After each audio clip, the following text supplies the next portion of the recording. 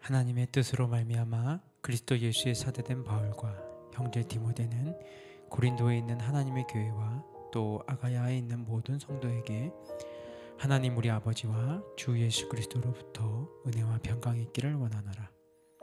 찬송하리로다. 그는 우리 주 예수 그리스도의 하나님이시요 자비의 하나님이시요 모든 위로의 하나님이시며 우리의 모든 환난 중에서 우리를 위로하사 우리로 하여금 하나님께 받는 위로로서 모든 환난 중에 있는 자들을 능히 위로하게 하시는 이시로다.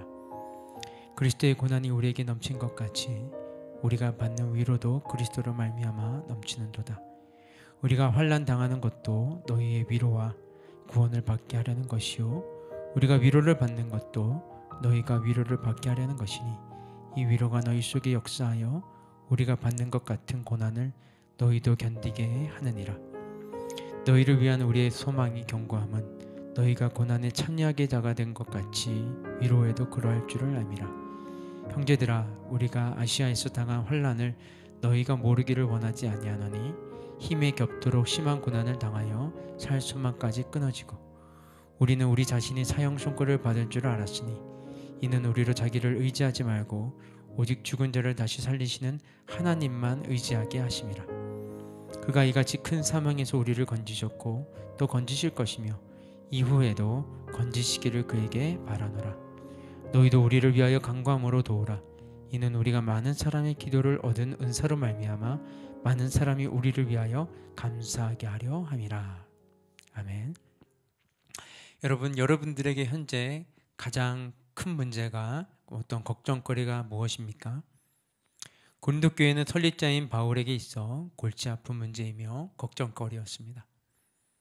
바울은 첫 번째 편지인 고린도 전서에서 하나님의 구원이 어떻게 이루어졌는지 설명하며 그 결과로 공동체가 어떻게 이루어졌는지 분명하고 확신에 찬 글로 보내었습니다. 그리고 그 결과 그들 가운데 몇몇은 바울의 글이 거북하고 민망하여 그의 지도력에 반기를 들었습니다. 따라서 바울은 이제 그러한 그들에게 다시금 두 번째 편지를 보내야만 했습니다. 고린도 교회 교인 중 일부는 바울이 변덕스러운 자이며 그의 동기와 자격을 의심하였기 때문입니다. 그래서 바울은 자신을 변호할 수밖에 없었습니다. 그러나 그의 변호는 자신을 위하기보다는 고린도 교인들과 주님을 위한 변호였습니다. 따라서 그의 변호는 단순히 자신에게 있는 그 지도력의 권위를 행사한 것이 아닌 하나님의 뜻과 섭리, 질서를 바로 세우며 그들이 믿음과 행동의 균형을 갖기를 원하는 하나님의 마음이 담긴 변호이자 사랑의 편지였던 것입니다. 바울은 편지의 서두에서 그의 사도된 자격이 어디서부터 시작되었는지를 분명히 하면서 고린도 교인들에게 인사합니다. 1절에서 2절입니다. 하나님의 뜻으로 말미암아 그리스도 예수의 사도된 바울과 형제 디모데는 고린도에 있는 하나님의 교회와 또 온 아가야에 있는 모든 성도에게 하나님 우리 아버지와 주 예수 그리스도로부터 은혜와 평강이 있기를 원하노라. 바울은 하나님께로부터 받은 그 특별한 임무를 지니고 이방인들에게 주님의 도를 전하기 위한 사도를 보내심을 받은 자였습니다. 하늘로부터 주어진 권한은 그 누구도 손상을 입힐 수 없으며 그 권한은 하나님께서만 주실 수 있고 오직 주님께서만 거두실 수 있는 것입니다. 따라서 바울의 권한은 사람으로부터 시작된 것이 아닌 오직 하나님의 절대적 주권 아래에 놓인 권한임을 밝히고 있는 것입니다. 이어서 바울은 하나님을 찬양합니다. 모든 자비와 은혜를 베푸시며 우리가 힘든 시기를 겪고 있을 때 위로하시며 함께 하신 주님을 찬양하며 시작합니다. 3절에서 5절 보십시오. 찬송하리로다. 그는 우리 주 예수 그리스도의 하나님이시요 자비의 아버지시요 모든 위로의 하나님이시며 우리의 모든 환난 중에서 우리를 위로하사 우리로 하여금 하나님께 받은 위로로서 모든 환난 중에 있는 자들을 능히 위로하게 하시는 이시로다.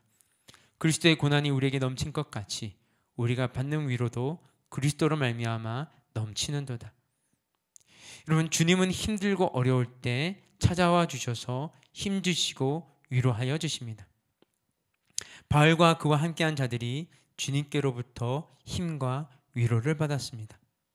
그뿐만이 아니라 주님께서는 먼저 위로를 받는 이들을 세우시고 힘든 시기를 겪은 다른 사람들을 곁으로 인도하여 주시며 그들이 위로를 받도록 이끌어 주시는 분입니다.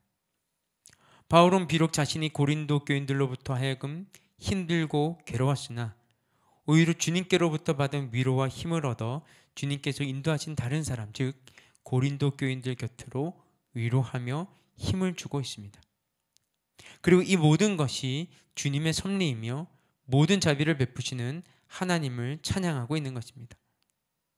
바울은 주님을 따르는 길이 쉬운 길이 아니며 평탄하지 않음을 잘 알고 있었습니다. 주님의 길을 걷다 보면 힘겨운 시기를 많이 겪게 된다는 사실은 바울은 그 누구보다 잘 알고 있었습니다. 왜냐하면 지금도 여전히 고린도 교인들로 인해 자신이 그러한 힘든 시기를 겪고 있기 때문입니다. 여러분 생각해 보십시오.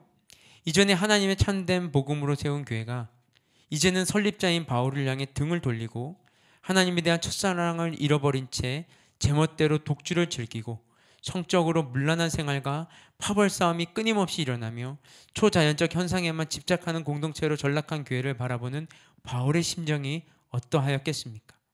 그뿐만이 아닙니다. 그러한 그들에게 바울은 목회적 차원에서 사랑으로 충고하며 정성을 다해 편지를 썼으나 오히려 그의 권위를 인정하지 않고 수많은 모략으로 인해 그를 더 어렵게 만들었습니다. 그러한 공동체를 바라볼 때 바울의 심정은 분명 사랑하는 자녀를 잃어버린 부모의 애통함과 마찬가지일 것입니다. 그러나 바울은 오히려 고린도 교인들의 힘든 시기를 보내고 있음을 잘 알기에 그들을 위로하며 이를 잘 이겨내도록 격려하고 있습니다. 6절에서 7절입니다. 우리가 환난 당하는 것도 너희가 위로와 구원을 받게 하려는 것이요 우리가 위로를 받는 것도 너희가 위로를 받게 하려는 것이니 이 위로가 너희 속에 역사하여 우리가 받는 것 같은 고난을 너희도 견디게 하느니라. 너희를 위한 우리의 소망이 견고함은 너희가 고난에 참여하는 자가 된 것 같이 위로해도 그러할 줄 알미라. 고린도 교인들은 믿음이 흔들리고 서로 다투며 어긋난 관계 가운데 힘든 시기를 보내고 있습니다. 그러한 그들을 위로하며 바울은 자신에게도 있었던 힘든 시기의 이야기를 꺼내며 자신처럼 오직 앞만 바라보며 나아가도록 격려하고 있습니다. 사실 바울은 고린도 교인들이 생각지도 못할 정도의 극한의 어려움을 겪었습니다. 바울은 자신에게 닥친 그 힘든 시기가 스스로 도무지 헤쳐나갈 수 없을 정도로 극심하였다고 고백합니다. 바울은 사형수가 되어 모든 것이 끝난 상황에 놓인 적이 있었고 그러한 상황 속에서 아무런 희망도 없었을 것입니다. 그러나 바울은 그러한 어려운 시기에도 결국은 주님께서 가장 좋은 결과로 이끄시는 분이심을 잘 알고 있었습니다. 그러한 바울이었기에 그는 전적으로 하나님을 신뢰할 수밖에 없었고 결과적으로 어려운 환경에서 자신의 힘이나 지식을 의지하여 그곳으로부터 벗어나려 애쓰지 않았습니다. 모든 것을 바울은 주께 맡겼기 때문입니다.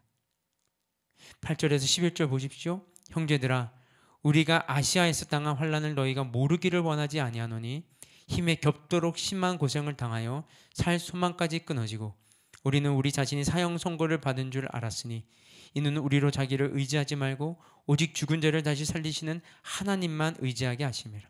그가 이같이 큰 사망에서 우리를 건지셨고 또 건지실 것이며 이후에도 건지시기를 그에게 바라노라. 너희도 우리를 위하여 간구함으로 도우라. 이는 우리가 많은 사람의 기도로 얻은 은사로 말미암아 많은 사람이 우리를 위하여 감사하게 하려 함이라. 주님은 죽음에서 이기셨습니다. 십자가의 형틀과 죽음도 주님을 결코 굴복시킬 수 없었습니다. 부활하신 주님이시기에 그분은 죽은 자를 다시 살리십니다. 아무런 희망조차 없는 상황 속에서도 주님의 손은 절대 짧지 않기에 우리를 죽음의 문턱에서 건지어내실 것입니다. 바울은 죽음의 문턱까지 갔었습니다. 그는 모든 환난과 역경을 겪었고 그 가운데 주님의 놀라운 능력을 사모하며 경험할 수 있었습니다. 그러한 그이기에 고린도 교인들을 위로하며 사도의 역할을 다 할 수 있었던 것입니다. 여러분, 현재 가장 큰 문제나 걱정거리가 있으십니까? 풀리지 않는 관계로 인해 어려움을 겪고 계십니까? 마치 사형 선고를 받은 것처럼 어려운 일들로 인해 숨조차 편히 쉴 수 없는 괴로운 날들을 보내고 계십니까? 그렇다면 오늘 본문에서 바울의 위로를 귀 기울여 들어보십시오. 결코 주님의 손은 짧지 않습니다. 주는 우리의 걱정과 염려, 근심과 어려운 환경을 통해 가장 좋은 결과로 분명히 인도하여 주실 것입니다. 그러기에 결코 주님의 손을 놓치지 마시기 바랍니다. 함께 기도하겠습니다. 하나님, 여전히 우리의 문제는 남아있고 우리의 걱정은 여전합니다. 풀리지 않는 문제들 앞에 힘들어하고 불안한 미래 앞에 낙심하여 있습니다.